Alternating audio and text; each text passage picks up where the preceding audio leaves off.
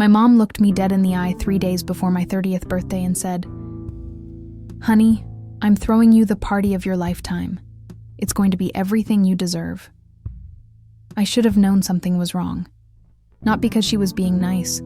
My mom could be generous. But because she never threw me parties. Not for high school graduation. Not for my college degree. Not even when I landed my first major client contract. But this time, she was insisting. 3 days later, I walked into the Riverside Banquet Hall to what I thought was going to be my birthday celebration. 200 people. String lights. A massive banner that read, "Happy Birthday." Except nobody was looking at me. I'm Mon Sarah Mitchell, 30 years old. I work as a freelance business consultant and project manager in Portland, Oregon. And this is the story of the night I found out my mother had been stealing from me for almost 15 years. If you want to know what happened next, and why I had to make an impossible choice between family and the truth, keep listening. Growing up, there were 2 of us, me and my sister, Amanda. We're 4 years apart. Amanda's the golden child, always has been. My parents divorced when I was 12 and Amanda was 8. It wasn't messy, but it was expensive. Dad moved to Seattle. Mom stayed in Portland with us, and money got tight. Really tight. There were nights she couldn't afford both of our dance class fees, so I told her to put the money toward Amanda instead. I was the older sister. I could handle it. That became the pattern. By high school, I was taking on part-time work at 15 so I could cover my own expenses. College applications. I paid for my own test prep and application fees. Mom couldn't help, and honestly, I didn't ask her to. I was trying to take the pressure off. Amanda, though? Mom found the money for Amanda's violin lessons, Amanda's summer camp, Amanda's sorority fees. Amanda got the safety net. I remember one conversation when I was 17. I told Mom I was thinking about skipping college and starting a business instead. She said, and I'll never forget this, "Sarah, Amanda needs to have options. College is for people like her. You're more practical." More practical. That's what she called it. I went to college anyway. Paid for it mostly through loans and work study. But I became practical for real. I learned accounting, contracts, how to read a balance sheet. I became the person who could manage money, solve problems, predict outcomes. By 25, I was running a 6-figure consulting business, alone, no inheritance, no trust fund, just my own effort. Amanda, meanwhile, graduated with a degree in art history and moved back home at 22 because the job market was difficult right now. Mom took that in stride. But here's the thing about being the competent one. Nobody really checks on you. My mom never asked how I paid for my car. Never asked about my rent, my taxes, my health insurance. It was like she trusted me to exist independently, which sounds nice until you realize it also meant she forgot to see me. The golden child, though? Amanda got seen. Amanda got celebrated. Every boyfriend, every finding herself phase, every tiny accomplishment got announced and supported. I wasn't bitter, or at least I didn't think I was. I'd made peace with it. This was just how my family worked. I was the stable one. Amanda was the special one. So when my mom said she was throwing me this huge birthday party, something in my chest actually lightened. Maybe, I thought, this was the moment where she saw me. The party started at 7 p.m. on a Saturday in March. I wore a black dress my friend Maya picked out, something elegant, but not try hard. I wanted to look good without looking like I was trying to look good. Mom greeted me at the door with a glass of champagne and a kiss on the cheek. "Happy birthday, sweetheart. Go mingle. There's so much to see." I walked into the main hall, and it was genuinely impressive. Tables arranged beautifully, a catering station, a DJ. But something felt off. I noticed that all the conversation seemed to be happening in one corner. That's where everyone was clustered. And that's where I saw Amanda, standing on a small raised platform, with an enormous diamond ring on her left hand. My stomach dropped. I walked over slowly, not quite sure what I was seeing. And Amanda, when she saw me, actually flinched. She grabbed my hand and said, "Oh my God, Sarah, I'm so sorry. Mom said she told you." She hadn't. I looked at Mom, who was standing a few feet away, smiling like she'd just solved world hunger. "Mom, what's happening right now?" And my mother, this woman who'd raised me to be practical and independent and strong, looked me in the eye and said, "It's Amanda's engagement party, but I wanted to make sure you'd come, so I told you it was for your birthday. That way you wouldn't feel left out." I couldn't speak.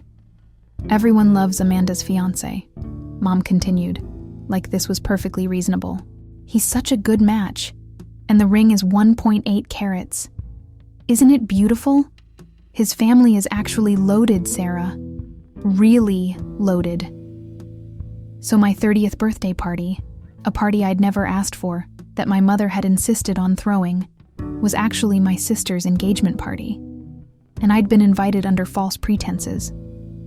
But that wasn't even the worst part. That night, I didn't make a scene. I smiled.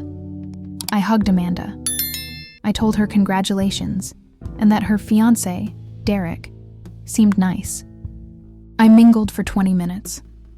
Then I went to the bathroom and sat in a locked stall for 15 minutes while I tried to remember how to breathe normally.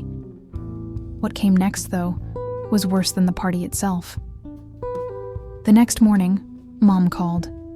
"Sarah, I can tell you're upset, and I just want to explain something to you." Explain. As if this was a misunderstanding. "Mom, you lied to me." "I didn't lie. I just reframed the evening to make it work for everyone." Reframed. Like this was a business problem she'd optimized. I told her I needed space. She said that was very dramatic, and that Amanda was hurt because she thought I'd be happy for her. All week, I got messages from relatives. "Are you okay? Your mom said you seemed upset at the party." "I think you're being hard on your sister. Family is supposed to be supportive. Mom had gotten there first. She'd shaped the narrative. I was the difficult one, the bitter sister, the one who couldn't celebrate Amanda's happiness." By Wednesday, I got a text from Amanda herself. "Mom's really hurt that you haven't congratulated me properly. Can you please just be happy for me?" And that's when I realized something. This wasn't about the party. Not really. This was about control. Because here's what my mom had done. She'd set up a situation where I either had to pretend to be fine with the deception, or I had to be the villain in the family narrative. There was no middle ground. There was no way to have legitimate feelings without being labeled ungrateful or unsupportive. So I did what I usually do. I stayed quiet. I texted Amanda and said I was sorry for seeming upset. And of course I was happy for her. I told myself to let it go. That was my mistake. 2 weeks later, I got a Facebook notification. Mom had posted photos from the party. Dozens of them. But here's the thing. In almost every photo where I was visible, I was cropped to just my shoulder, or my arm holding a champagne glass. The photos where Amanda was front and center had full, clear shots, flattering angles. The caption read, "What an amazing night, celebrating Amanda's engagement. So grateful for family. Proud mom, tall Amanda's day to shine." No mention of my birthday, no happy 30th or anything. I didn't comment, I didn't say anything, but I took a screenshot. I'm not sure why at the time. Some instinct told me to document things. Then the group chat started. My mom had created a text thread called Amanda's Wedding Planning and added me, Amanda, her fiancé Derek, and about 8 other family members. The first message said, "Everyone, I want to help however I can. Sarah, you have connections in event planning. I hope you won't mind taking the lead on coordinating everything." So my mother had volunteered me for unpaid labor on my sister's wedding without asking. I politely declined. I said I had a lot of consulting work coming up and wouldn't have bandwidth. Mom's response: "I thought you'd want to be involved. This is your sister's big day. Don't you want to help?" The implication was clear. If I didn't help, I didn't care. If I said I was busy, I was selfish. Amanda chimed in. "It's okay if you can't help. I understand you're really focused on work right now." But the tone, there was a little disappointed edge to it. Then Derek's mother wrote, "Oh, it's such a shame when family can't make time for these moments. We're so lucky our side has been so helpful." Ouch. Within 48 hours, the narrative was set. Sarah, the career-focused older sister, was too busy to help with Amanda's wedding. Sarah didn't care enough to show up for family. Sarah was selfish. I got calls from cousins asking if everything was okay between Amanda and me. My aunt sent me a very long text about how important it is to support our girls through transitions, so I did the only thing I could do. I got back on the group chat and said I'd help with wedding planning. I couldn't afford to be the villain anymore. The social cost was too high. What I didn't know, what I had no way of knowing yet, was that this was exactly what my mother wanted. Because she needed me too busy, too obligated, and too socially isolated to ask the right questions. She needed me cooperative and anxious and focused on being seen as helpful. She needed me distracted. It was during the wedding planning that I noticed something small.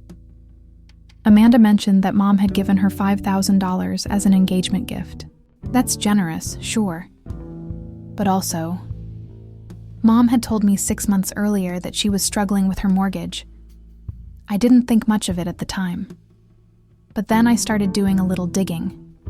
Nothing invasive, just things I noticed or that came up naturally in conversations. Over Easter brunch with my dad, he mentioned that Mom had called him asking to increase his alimony payments because unexpected expenses had come up with the house. That didn't add up. A week later, I was helping Amanda pick out bridesmaid gifts, because apparently that was now my responsibility. And Mom casually mentioned that she'd just gotten a new car. A nice one. A Lexus. I'd grown up watching my mom stress over money. I knew what genuine financial hardship looked like. This wasn't it. This was someone who'd suddenly found access to cash. And I had a terrible, creeping suspicion about where that cash came from. See, here's the practical side of me kicking in. Years ago, my mom had asked if she could be listed as a beneficiary on one of my business accounts. It was a technical thing. She said she wanted to make sure she could access my accounts if something happened to me. I said yes. I trusted her. She was my mother. That account had started with my college loans being paid off. Then I'd funneled business income into it. By the time I turned 28, there was about $80,000 sitting in that account. I logged in one morning in early April, just out of habit, to check the balance. It was $52,000. $28,000? Gone. My hands got shaky. I checked the transaction history. Multiple withdrawals over the past 3 years. Never huge amounts. 500 here, 300 there, a few thousand in a lump sum. Small enough that I hadn't noticed. Large enough that they added up. I called my bank immediately. The representative confirmed what I already knew. The withdrawals had been authorized because my mother was listed as a beneficiary. She'd stolen from me. Not all at once. Gradually. In small increments. Exactly enough that I wouldn't notice unless I was looking. That money wasn't for her mortgage. It was for Amanda's violin lessons when Amanda was in grad school. It was for Derek's engagement ring. It was for Mom's Lexus. It was for Amanda's life. I sat in my apartment for an hour, staring at my laptop screen, and I realized something terrible. This wasn't new. This was a pattern. A 15-year pattern of my mother accessing the money I earned, the money I'd protected, the money that was supposed to be my safety net. And it had all been so subtle, so plausibly deniable. That's when I called my friend, Michael, who's an attorney. Michael told me to document everything first, Get screenshots. Get statements. Get proof. Don't confront her yet, he said. You need to know exactly what you're dealing with before you have this conversation. So I spent 3 days pulling records, bank statements going back 5 years, the transaction history, the beneficiary agreement I'd signed, the emails where Mom had asked to be added to the account, conveniently archived in my Gmail. I also called my dad. I didn't tell him why. I just asked if he remembered any conversations with Mom about money. He went quiet for a long time. Then he said, "Sarah, I think you should come over. There's something I need to show you." My dad pulled out his files. Apparently, Mom had also tried to get access to his accounts after the divorce. When he'd refused, she'd started asking me for money around the same time. Money for emergencies. Money she'd pay back. Money that she never paid back. He had emails, dated, specific amounts. A pattern going back even further than I realized. I had the evidence. Now I needed to have the conversation. I called Mom on a Thursday afternoon. I said I needed to see her in person. She seemed thrilled. She probably thought I was finally coming around about the wedding planning. We met at her house, in her office. Small room, desk, filing cabinets, a window that looked out onto her driveway. I brought my laptop. I set it down on her desk without sitting, and I said, "Mom, I need to ask you about some withdrawals from my business account." I watched her face. It went through like 5 different emotions in 2 seconds. Confusion, then understanding, then something like rehearsed calm. "Honey, I can explain. I've been helping you manage your money. You were so busy with work, and I thought, you took $28,000 without asking me. I was taking care of you. Do you know how expensive it is to have a daughter? Do you know what I've given up?" And there it was, the core wound, the resentment that had been brewing for 3 decades. "You've given up for me," I said, and my voice was very quiet. "But you also gave up for Amanda, and then you took my money to do it. That's not fair. It's completely fair. It's also documented. Every withdrawal, every date. And I've already spoken to a lawyer." My mother sat down slowly. She looked smaller than I'd ever seen her, and for a moment I felt bad. But then she said, "If you pursue this, you'll destroy this family." And I realized she wasn't sorry. She was calculating the cost to herself. "You destroyed it," I said, "the moment you decided my money was community property without asking." I left the house with my laptop and called Michael from my car. Michael worked quickly. He sent a formal cease and desist letter to my mother, instructing her not to access any of my accounts. He also sent a separate letter to the bank, officially notifying them of the unauthorized withdrawals.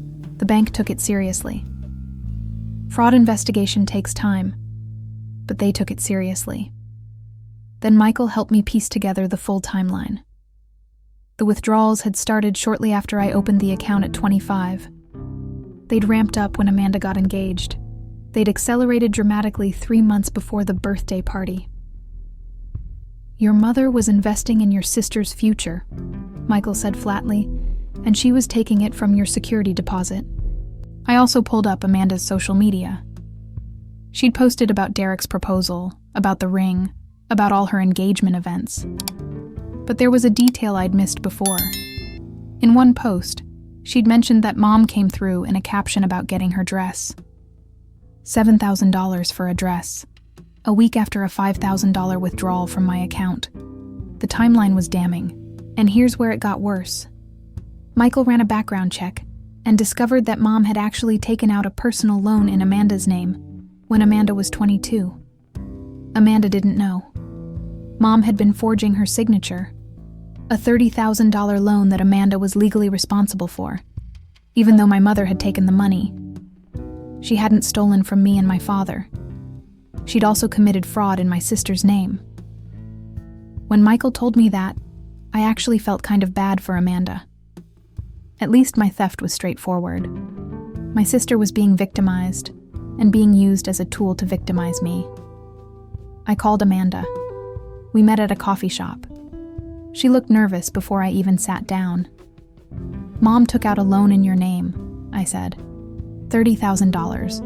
Forged your signature. Amanda went white. "What?" I showed her the documents, the bank paperwork, the signature that was, well, it was obviously forged.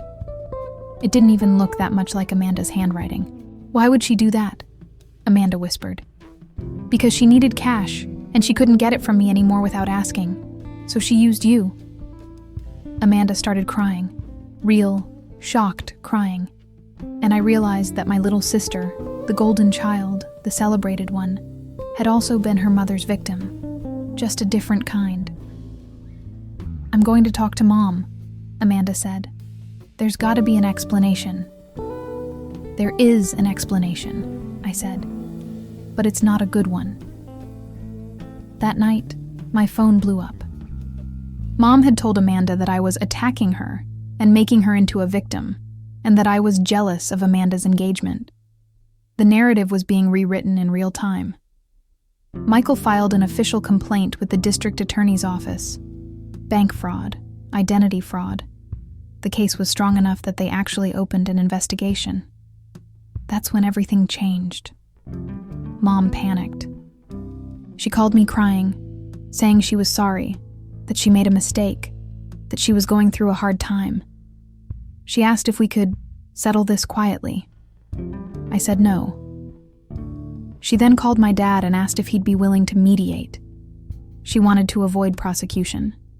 My dad told her that she needed to talk to a lawyer, not him.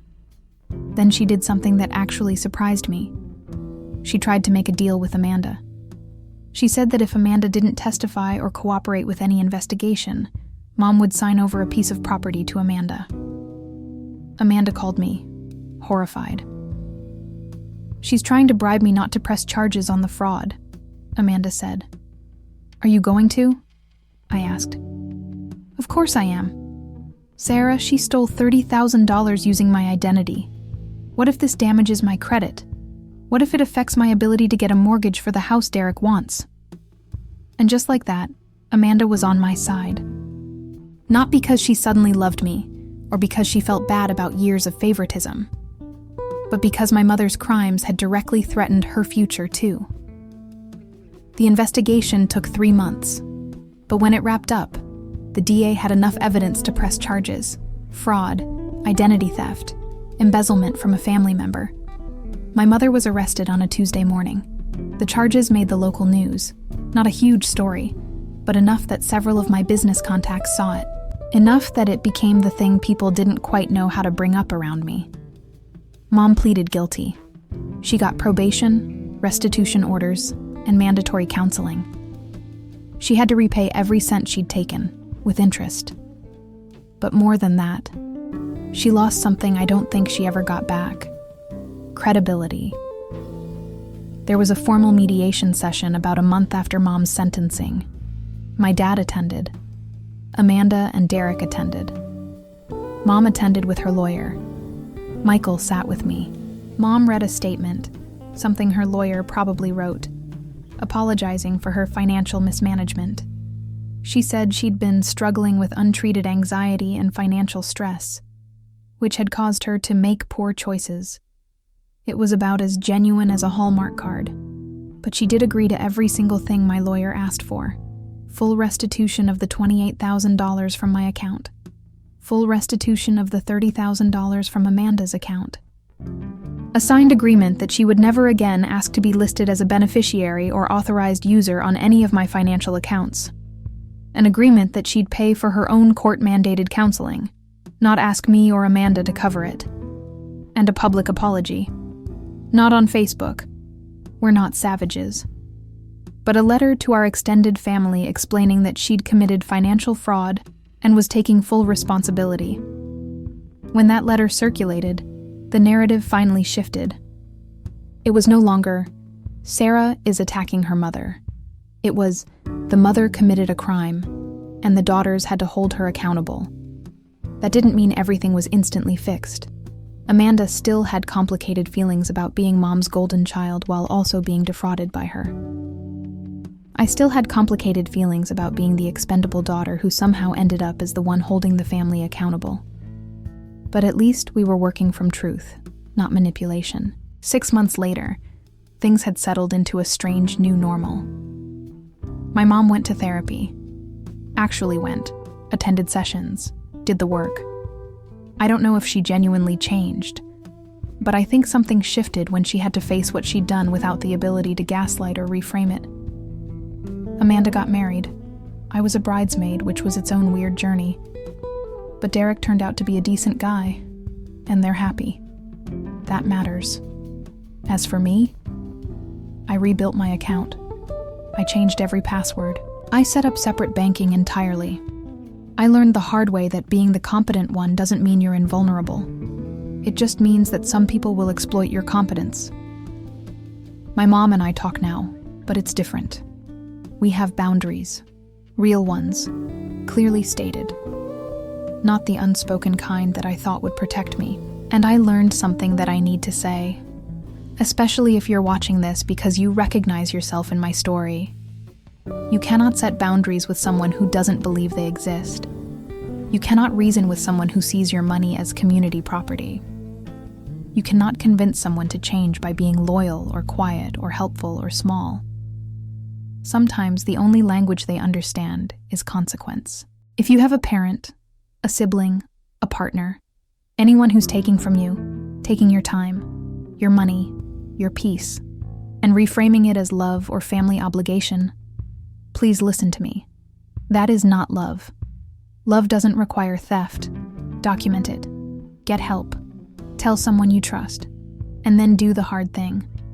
Because the alternative is living half a life, wondering why you never feel safe.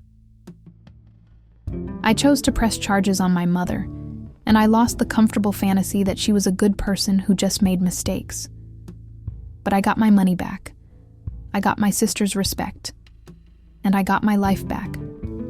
So I ask you, if you've been through something like this, if you've had to choose between family and self-preservation, tell me in the comments.